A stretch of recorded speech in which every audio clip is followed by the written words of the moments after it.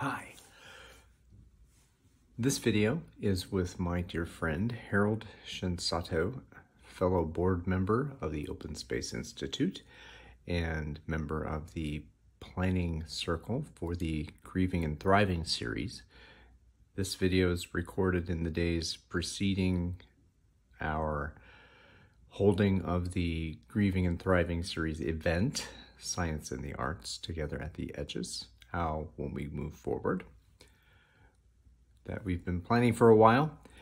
And this discussion was intended to be about the Grieving and Thriving event, but as many riffs do, it went into some different and I think altogether beautiful places, and even a little bit of the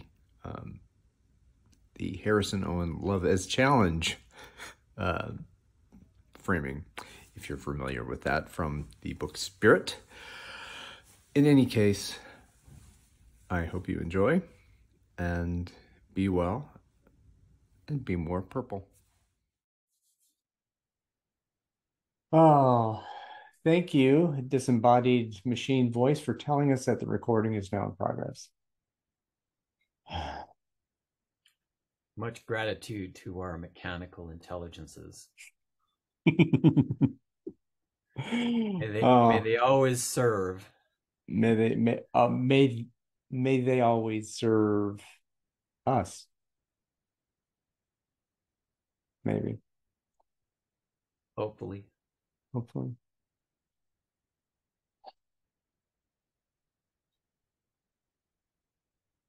So I'll go ahead and check in for a moment.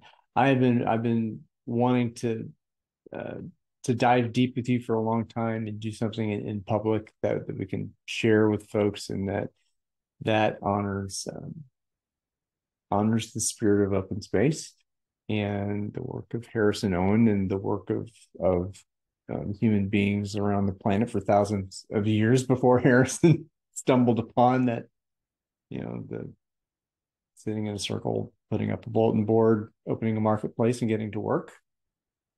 And again, I'm really wanting to feel into what it's going to be like to hold space for the Grieving and Thriving open space this weekend. And there's no small amount of anxiety with me around honoring that spirit. And with that, I'm in.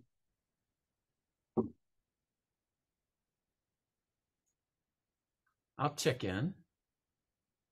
I'm glad that we're using the check-in protocol, which is from Jim and Michelle McCarthy in their book, Software for Your Head, which comes from a long practice that they have held since the 1990s, beginning inside of Microsoft and then established outside of it.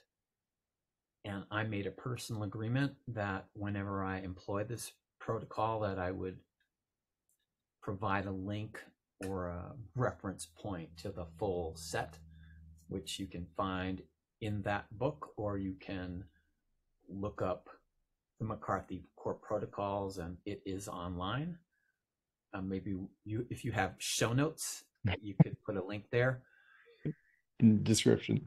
I am glad to be speaking with my brother in spirit, in the spirit of open space, Ryan Erickson.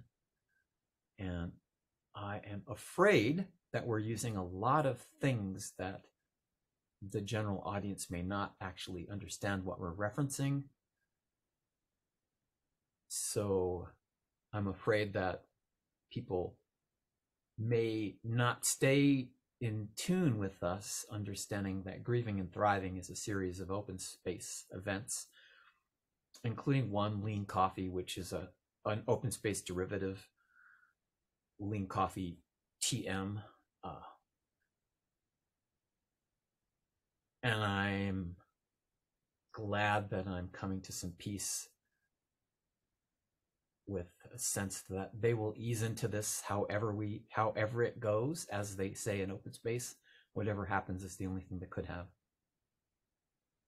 And I'm afraid that this process could go beyond the space of what would benefit both of our work in the world and expose us more than maybe we wanted. And I am glad that I'm coming to peace about that as well. And I'm in. And by the way, when we say we're in, it means we're keeping some agreements about how to be with each other inside of that agreement.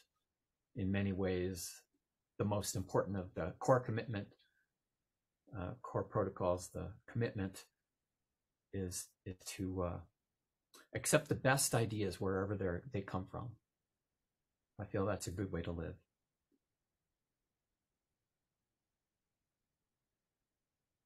And this just bringing into acceptance.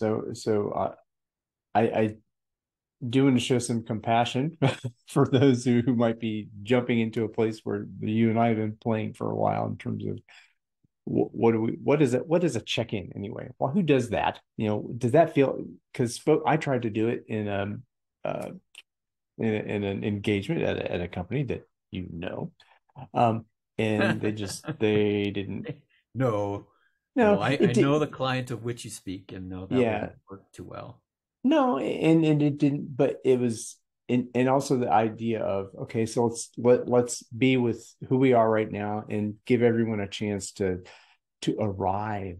I mean, that's all. It's a way that, okay, whatever was happening out there, oh, who do I need to be here with you at this time? And call it a check-in, call it arrival, whatever you call it, that, and we're finding it more and more now. I think that the attention that we share is it is the most, and people say time is this super valuable resource, but what do you do with that time and who you pay attention to, who the living beings and living entities in this universe around us you pay your attention to, that's what creates life, and that is what is worth, I mean, for me it's worth everything. So arrival, to be here now with you, I think that first step is, that's a practice in the protocol that's worth explaining and living with. I love you mentioning it, attention, because that's becoming the most precious resource that we all have.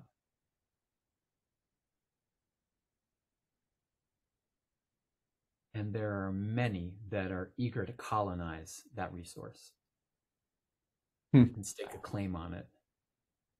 Especially, unfortunately, in the industry in which I've generally worked all of my professional life, the technology industry.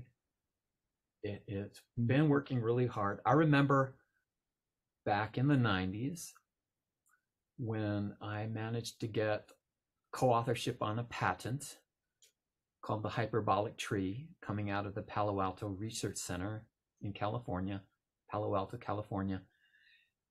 And this hyperbolic tree was being shepherded by someone who really got hooked on the idea of eyeballs. We need to grab eyeballs.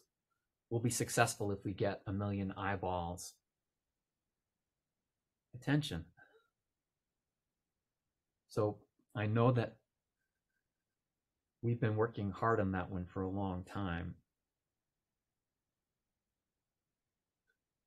What is it like to have ownership of your own attention and being able to apply it for your own ends and not let it just be claimed as someone else's property, as their resource and their income stream? There's something that you and I, we both work in high performing teams. And although I didn't make it to that high performing expert, high performance team expert for many decades, back to the 70s, maybe, Peter Vale, right? To that event. It's been recorded, so I do plan to listen to it. But Peter Vale influenced Harrison Owen a great deal. And Harrison Owen references a paper that Peter Vale wrote that hopefully I can find a link and also put it in the show notes about high performing teams. That would be really great, because the research around that really does show that high performing teams maybe dedicate only a half of their efforts to what managers would generally call productive work. That's a serious slowdown in most people's book. But the level of productivity they achieve when they have that level of slack and capacity and breathing room, I believe it can be at least 10 times more productive. But often teams that are just working really, really, really hard, sometimes they cause more damage. Their ultimate output is negative. And unfortunately, I feel like a lot of the output of, I think someone wrote a book called Bullshit Jobs. David Graeber, yes. Yeah, a lot of the work today is just causing harm. So that's why this check-in process, like us being able to actually open some space for maybe love, for heart, for humanity, is so critical, and becoming more and more critical the more powerful and effective our machinery becomes, because it gets dangerous. Think of the modern mythology, if you will, of the wizard in Fantasia that Mickey Mouse is apprenticed to. And when the wizard is away, Mickey thinks he can get away with making his work easy by pulling out a spell that he has no capacity to manage, getting ahead of himself, right? Uh-huh. and it almost kills him, and just almost destroys the whole space with an enormous flood. Those little The little brooms. autonomous brooms carrying buckets of water. Oh, It's I'm laughing, but it's what we're looking at as people start building drones to take care of the difficult task of maybe defending borders and whatever it is, and not recognizing maybe this could get out of hand, especially if we make these autonomous little drones self-replicating and build their own intelligence, write their own programs. yeah. So, yeah, what's the problem with and bringing Fantasia? I can't believe that I haven't come across that metaphor and riffed on that in any conversation until now. It just I'm not original on that, Ryan, so no, others no, have done none. this probably before me. Well, but it's the thing, and that sometimes what is it? This I don't know if this whatever change guru is saying that this is Peter Senge or whoever it was about having to say the vision. You have to be very cool with stating the vision of what you want to have happen. Very be boring with it, you know, in that in many ways. Now, of course, there's the idea of the content of that vision could be, you know, authoritarian nightmare, or it could be something else. But the hey, it's okay. It's okay to say, just because somebody else used the Fantasia metaphor, it's fair game. It's whatever idea. Um, This is like a powerful thought around this. You could call it a strange attractor from chaos theory, but having this really centering theme for an open space is essential to making it work. But it's bigger than that, right? Harrison Owen talks about, I think he does in his book, it also is this thing that is I think you know those rules better than I, but there's an element to a good theme in an open space event, which is a short thing. It's the introduction to a story. But there's a list of criteria. It must be this like thing so powerful. Like the input criteria for open space. Yes, Oh, yes. I'm absolutely. blanking on the list. So we have references here. I have it on my on your wall. Awesome. I have it on my wall. I heard you recite these. That's why I thought you might have them available.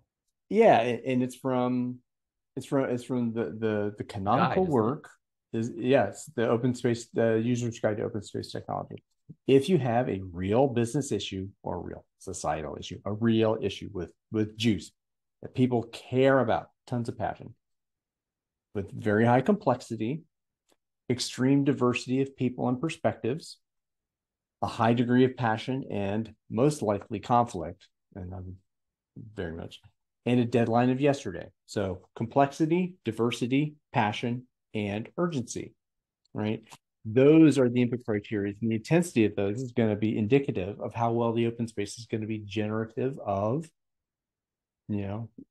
some kind of progress on that issue. So the most critical ones around this is the passion and urgency, right?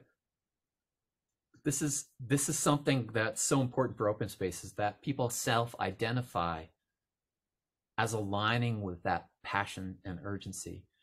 They hear the call from the greater system. They hear the call and they come of their own accord. Otherwise, we don't want them there. In some ways, this is the right people on the bus concept, I believe, from the author Good to Great. Having the right people on the bus isn't as much about how skilled they are. Well, the skills are valuable. I'm not saying they're not. But as Project Aristotle from Stanford University research, that Google hired them, which you can look up, and there's a big New York Times article. They found that high-performing teams that outperformed all the others weren't the ones with the rock stars. It was the ones with good social, emotional intelligence, with the capacity for people to share the attention space. Like, everyone matters.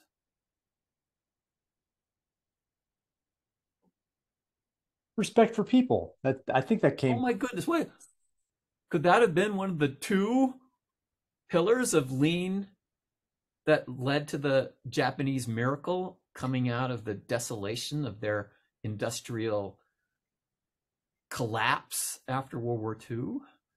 Was the American guru, management guru, W. Edwards Deming, who helped them come out of the crisis, as the book is titled, Out of the Crisis. It was respect for people. And that was the first of the pillars. The second was efficiency. Continuous improvement. Continuous improvement. The Kaizen concept. Mm-hmm. And it's so funny because it's almost a joke and legend that you can get in on the joke if you just watch the movie Office Space.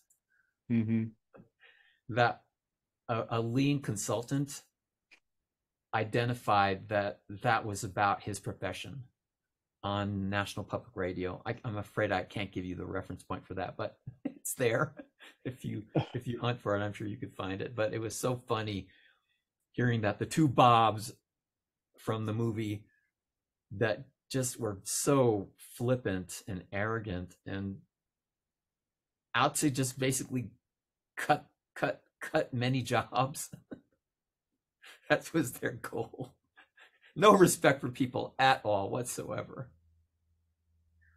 And it doesn't, so that principle, as I recall, it doesn't say continuous improvement at all costs. No, Hmm. no. It's like, it's nice that continuous improvement, while there's also respect for people, would tend to be that there's a balance, right? And an idea that it takes a sense of ethics and moral consideration to pay attention to that balance, and not to just say continuous improvement until the profits and growth until ad infinitum. You know, the earth be damned, right? And so I have to say, stay hopeful, Ryan. Stay hopeful.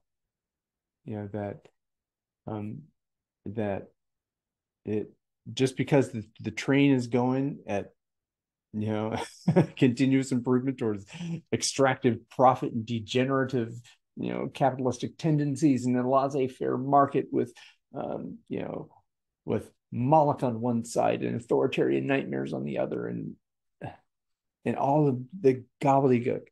And okay, okay, respect for people.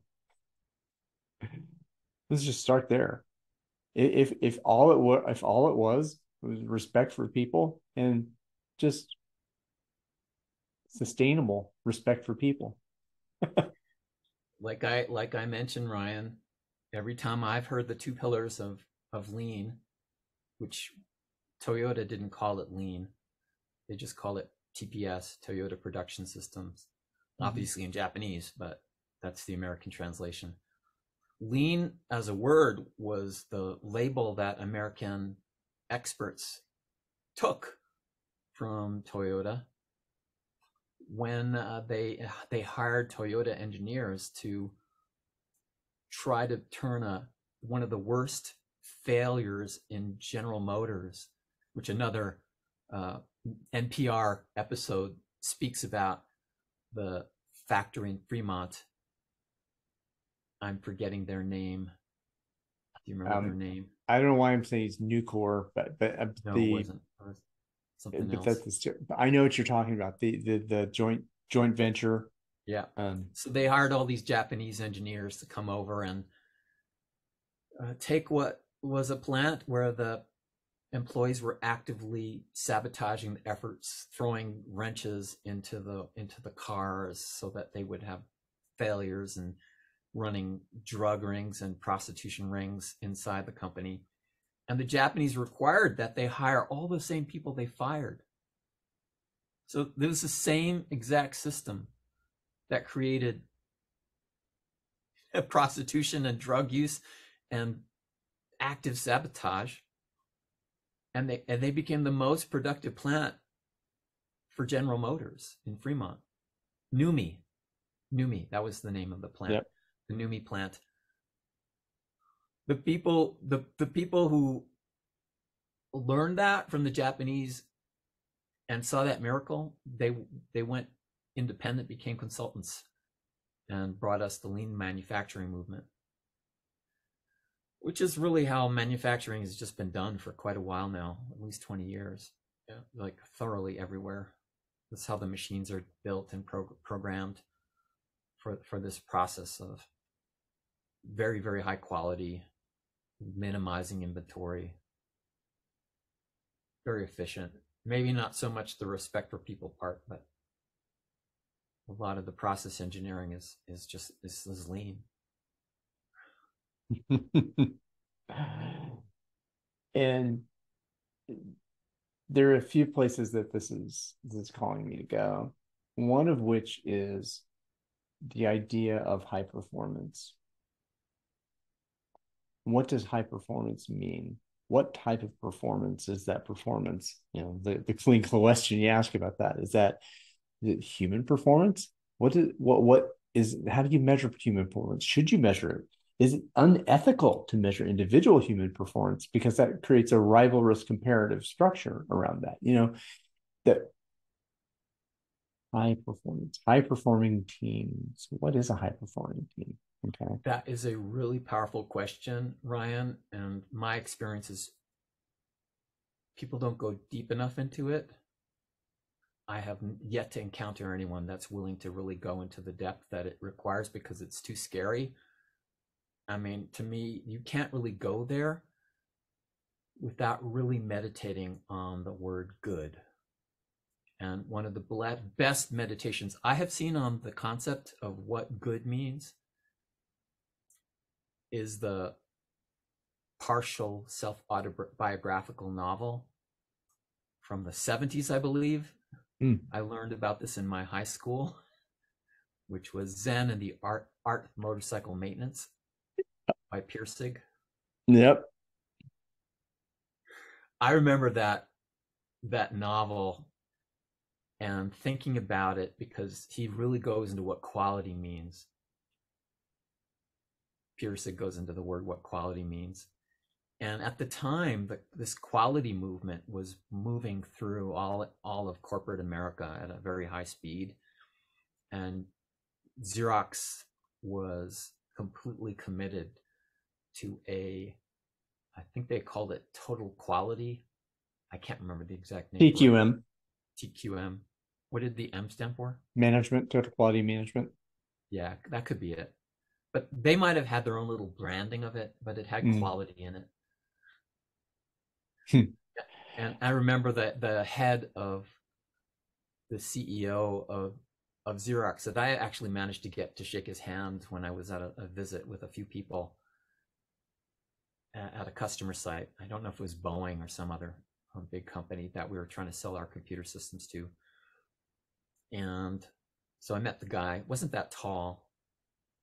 We didn't get to talk, but in one of the big all hands, he said that this is the way. It's not in the way, it is the way. And there are so many people so cynical and so not believing, but there were a lot of good trainings that came from that. A lot of good training, but again, I saw that they weren't going deep enough, and I thought for me it was a joke because I don't think I really understood this concept that well. But I just remember having delved into a lot of mystical kind of concepts and was into the Tao Te Ching or Tao Te King, however people pronounce it.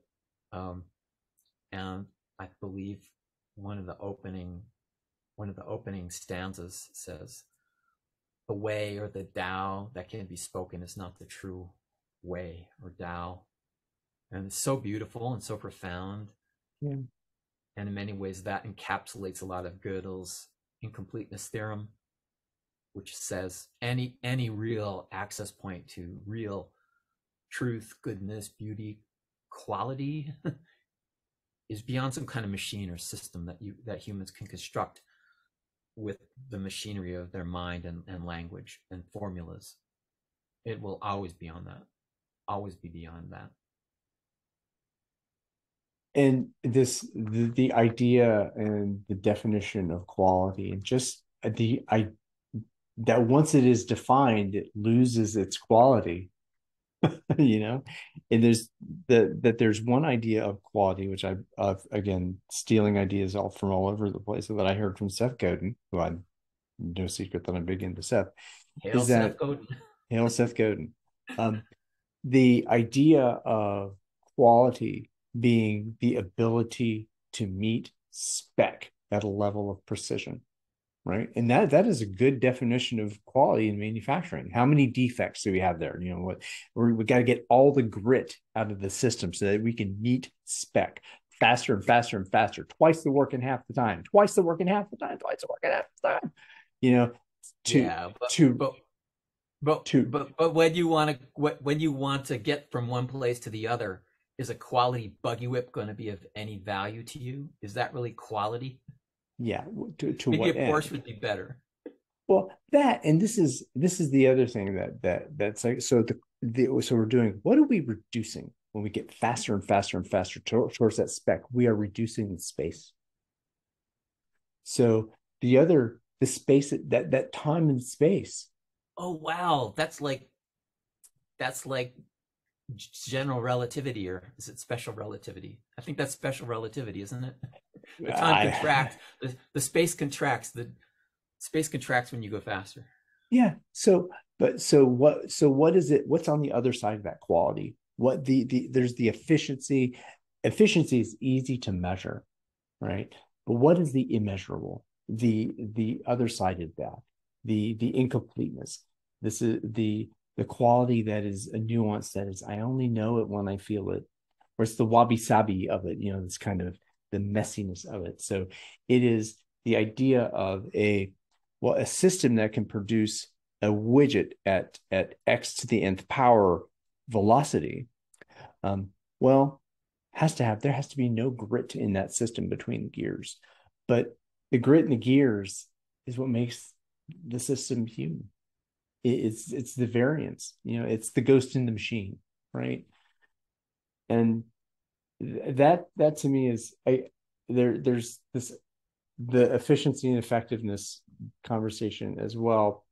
And what led me to this was you're talking about Gödel and the naming of quality, and the Tao that is the true Tao, it cannot be named. The Tao that can be named is not the Tao. Um, and it was like another Seth Godin thing was there's this painter, conceptual artist, modern artist, Robert Irwin. Um, and I hope I don't butcher this quote, but if I do, I'll figure it out and put it in the description of this video. Um, is that seeing is forgetting the name of the thing one sees. Would you say that again? Seeing, truly seeing, is to forget the name of the thing one sees. Ah, that makes me think of when a dance is really good, you can't separate the dance from the dancer. In fact, the dancer disappears, right? And that's In the the sense of flow. flow, when you're in that sense of flow, the sense of self dissolves. Yeah. You're one with the flow. I felt And that. Anyone who's really felt flow, they felt that. yeah, And it's hard to say there's a better state to be in. it's that's the magic that any guru worth their salt is seeking. In that at the core of it, that's really that optimal human experience. Whatever Csikszentmihalyi and the progenitor of flow and that. But I mean, that's what we're seeking. And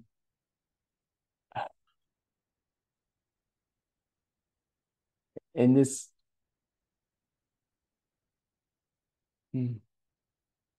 yeah, There are a lot of subtle topics that you've introduced here, each of which could probably take up multiple podcasts.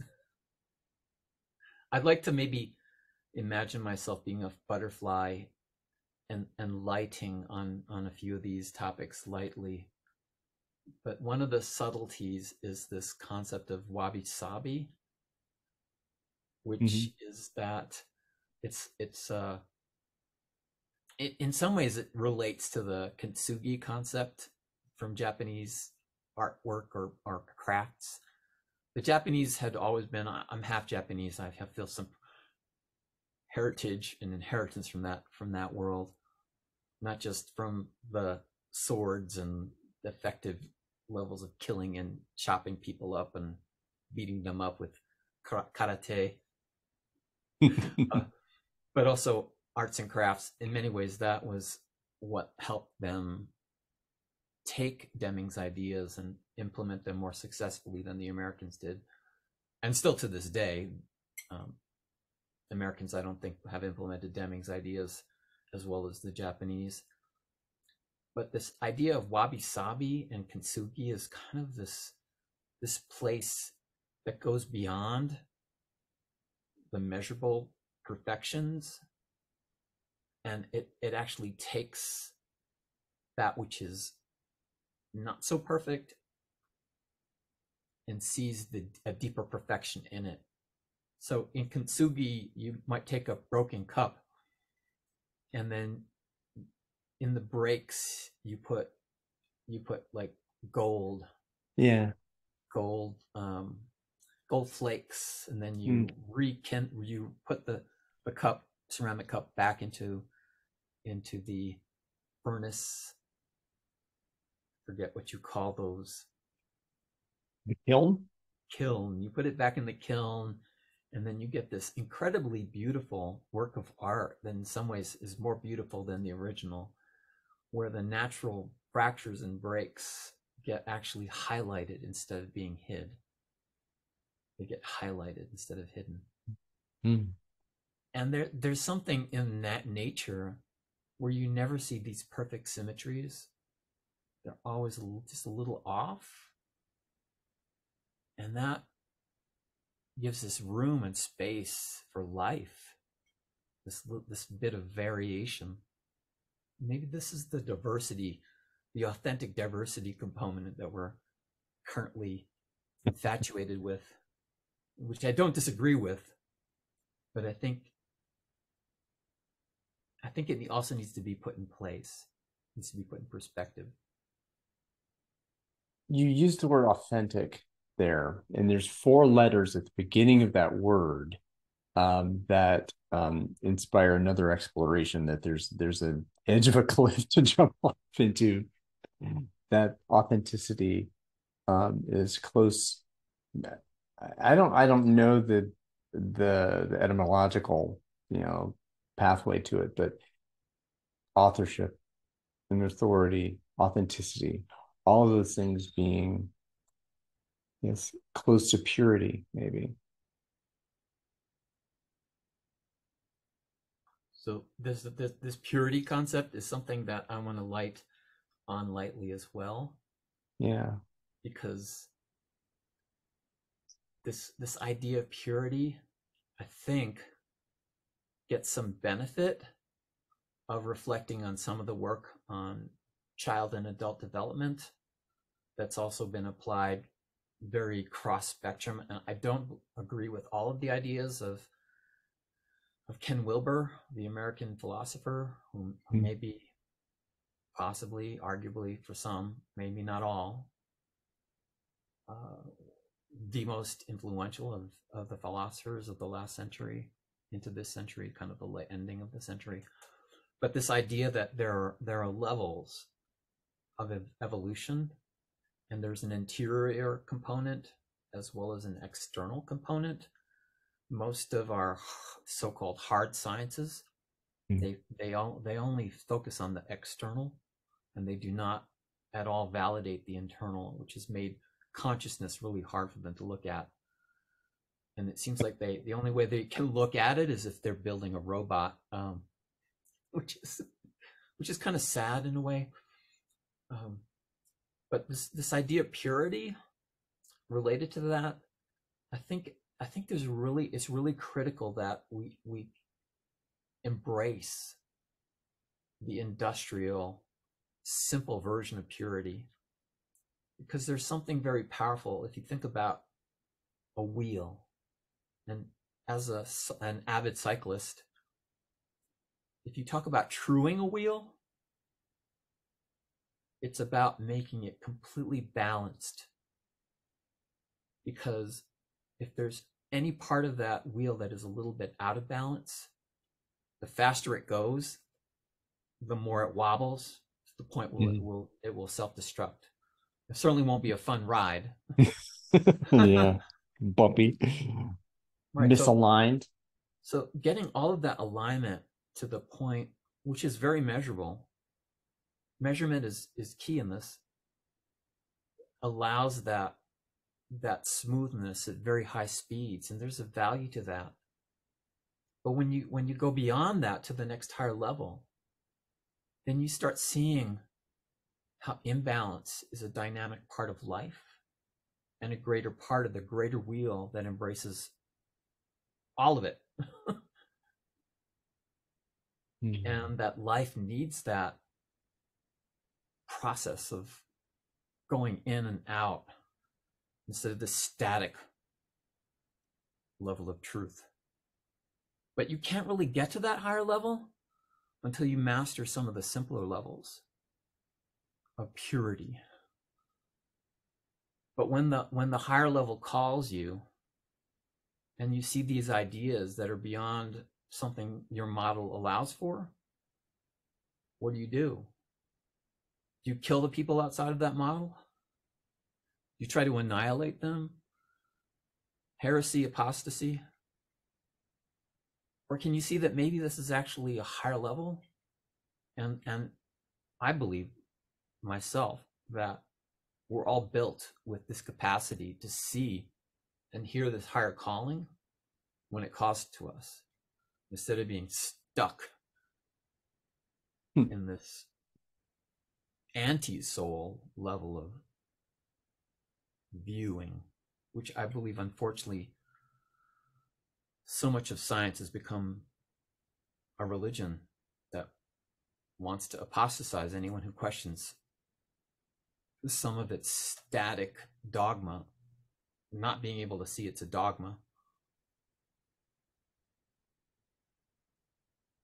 Yeah, that invites the work of Desmond, doesn't it? That science is ideology, Can be. and again, being it's that you and I can only talk about these topics, I think, in this way because I think we each have a sense of grace with each other, and that we know we've talked about these things in this way for a while, and that I trust your good intent because I know you, and Well, I hope I'm earning some goodwill from our listeners too. well, sure, well, but and again, I'm not being exclusive at that, but I but there's a point where you go from knowing about someone to encountering them and feeling into how playful do you want to be with them and how vulnerable do you want to be, and that process of cultivating and crafting, the spirit that exists between the two people, and that coming into relationship is, I for me, it is such, I didn't realize how hard and how important those deep bonds are. And I mean, I know it and I feel it from like the family around me, but I think in some ways, I again, I jumped in deep here, but what does it take to trust another? How might um and how fragile is that trust once it's built?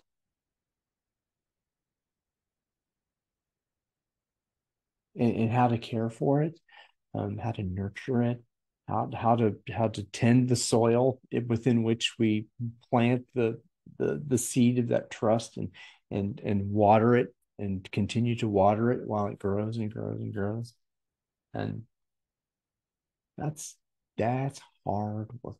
Gardening's tough. An agile coach I admire posted recently on LinkedIn a simple thing about him being done with the term soft skills. This work of trust in many ways is a soft skill. All the emotional intelligence work is a soft skill. He thinks it should be called, as opposed to hard skills, it should be called, soft skills should be called harder skills, because they're harder to practice, harder to learn, harder to master. Yeah. Thank you, Paul Tevis. I've hated the term soft skills for a long time. I hate the term soft sciences. It's this kind of hardness envy, if you will, Oh. of the so-called soft sciences like psychology, psychiatry, the social sciences.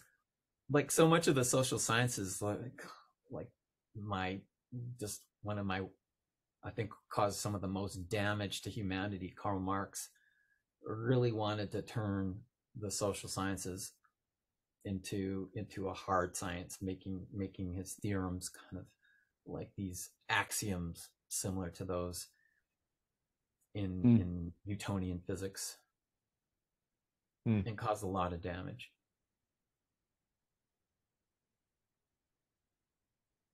Yeah. And so goes the danger of the telephone game and generation loss of conceptual purity over time. I'm not following how that connects to what I just said. No, well, I guess that um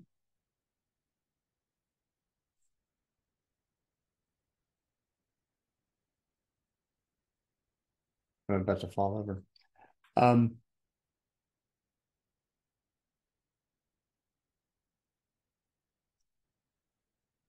I am not well studied in Marx, so I can't speak to being well read. I can I'm not super well read. I haven't read Das Kapital, certainly yeah. not in the original German, but I did read the Communist Manifesto, and I've known a lot of Marxists in my life, and I've thought about this a great deal over the last, oh, 50, 40, 45 years at least of my life. Yes.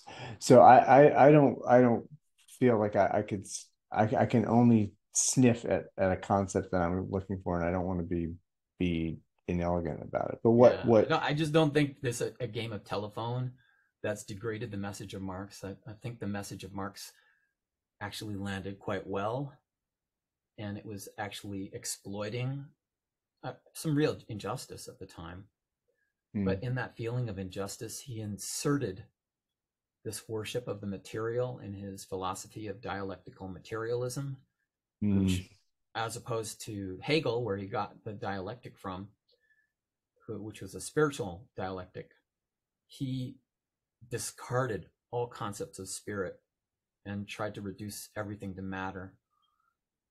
Marx His, did? yeah, Marx, that was his intent, like Hmm. openly expressed, which is why he spoke of the opiate of the masses being religion. And yeah, there's a lot of bad religion out there, but that doesn't mean good religion hasn't actually played a really critical role in humanity growing up, if you will. And it still does, and it still can, and it still needs to, which is a very dangerous topic. And where I think we're reaching the towards the end of our allotted Are we, time. are we reaching the end? We're already reaching the end. Oh, We're good Lord. past our original half-hour plan, but I know Hmm. that I know that we've gone into so much depth that it would be maybe useful to kind of wrap up this Um, goodness and quality topic, and yeah. maybe we can continue later. Yeah, so I'll let me back up from the telephone idea. What eh, what I was thinking of is that the hard sciences and hard skills versus soft skills. This dichotomy. Oh, this is a hard skill. This is a soft skill.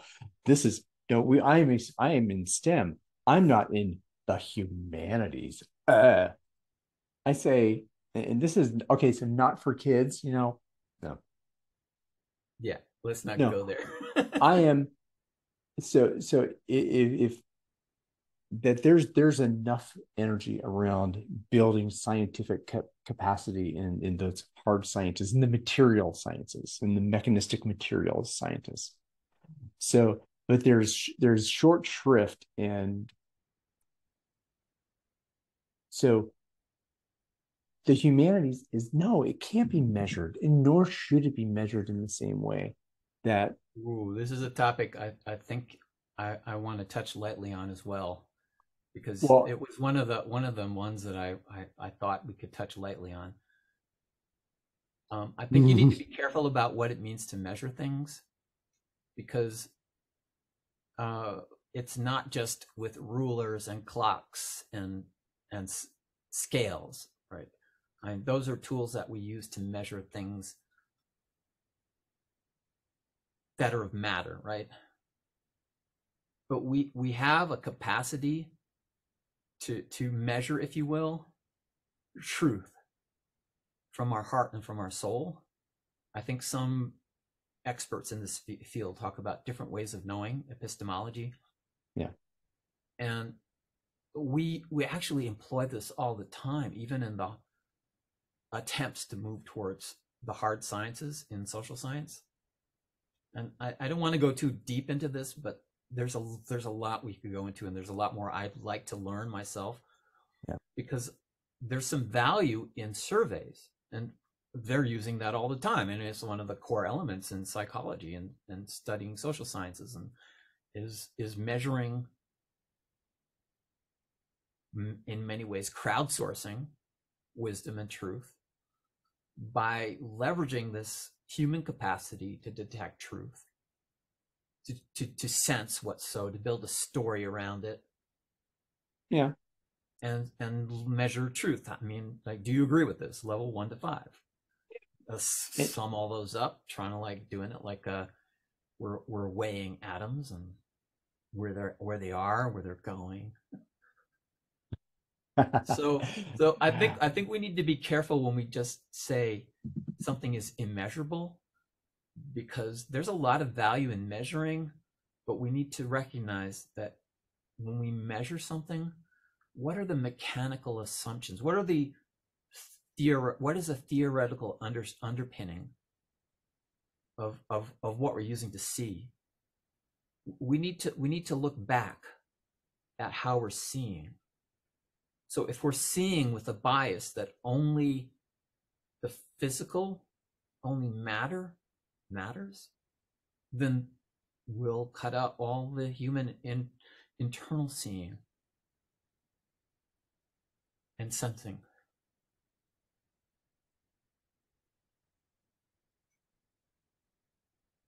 I think one question that pops up into my mind in the topic of measurement, that it is, yes, it is valuable to have data as an artifact of observed behavior, right?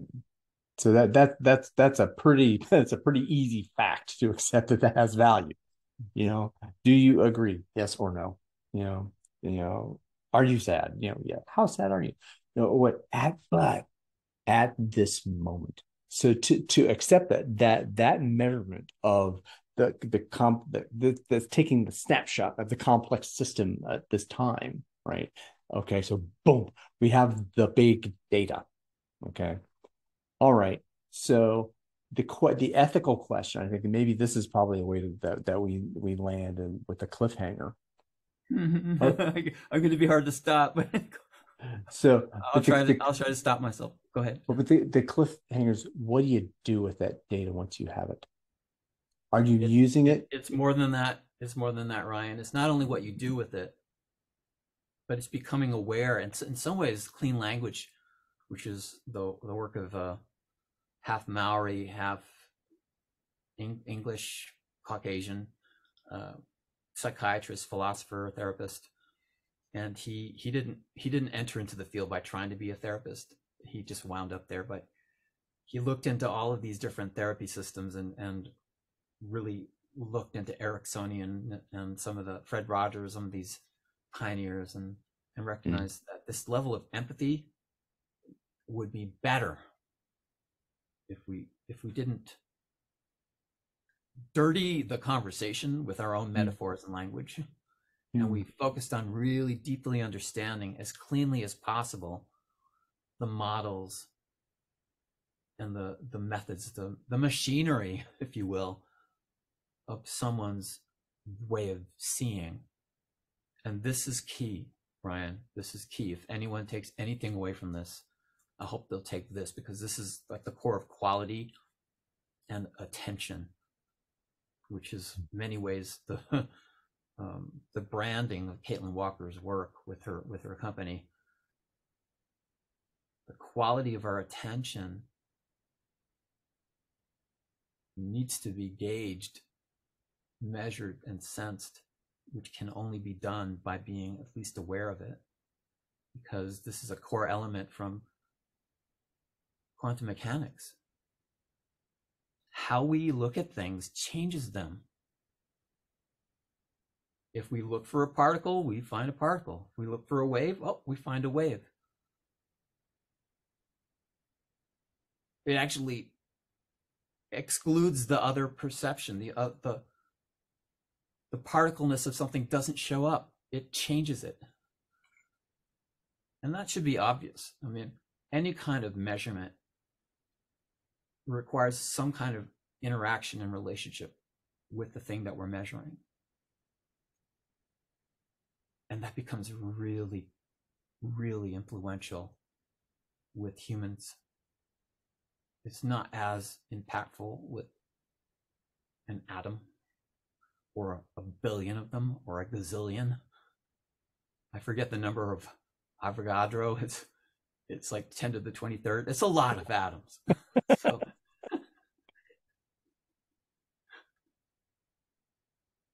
So pay attention to how you're seeing things. Maybe there's another way of looking at things that would put you into a more beautiful dance with it. And then you can see the music of it and be part of it.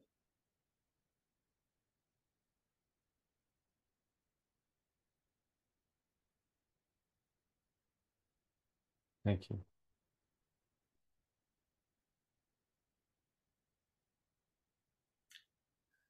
So in core protocols, we also do checkouts. I think now's a good time for a landing and a checkout. I'd love to check out with commenting on your T-shirt.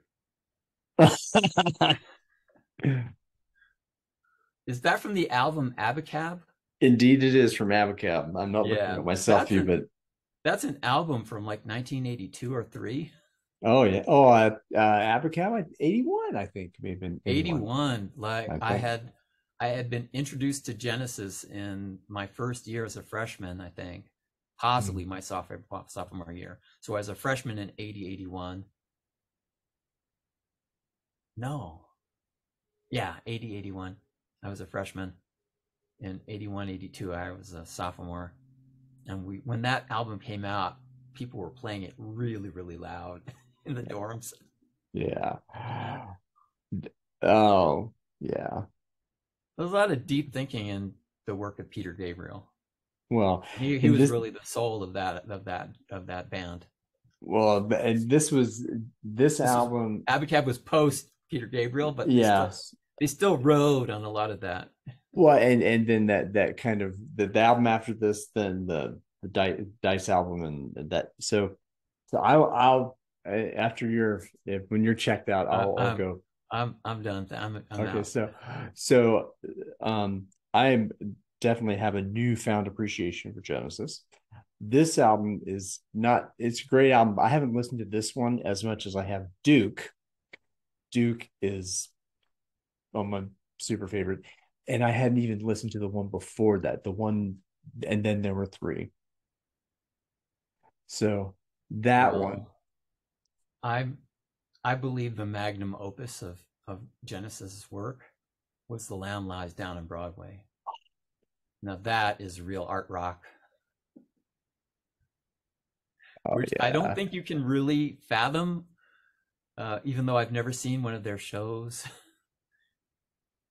But without the show element to it. They would dress up in costumes and play out a lot of the scenes. Yeah. But there's just so much depth in that work. That's all about. Thank you for wearing that T-shirt. It brought me back. Oh, it's all a signal. No noise? No noise. That's signal. That's a spiritual concept. It's all signal. It's all signal.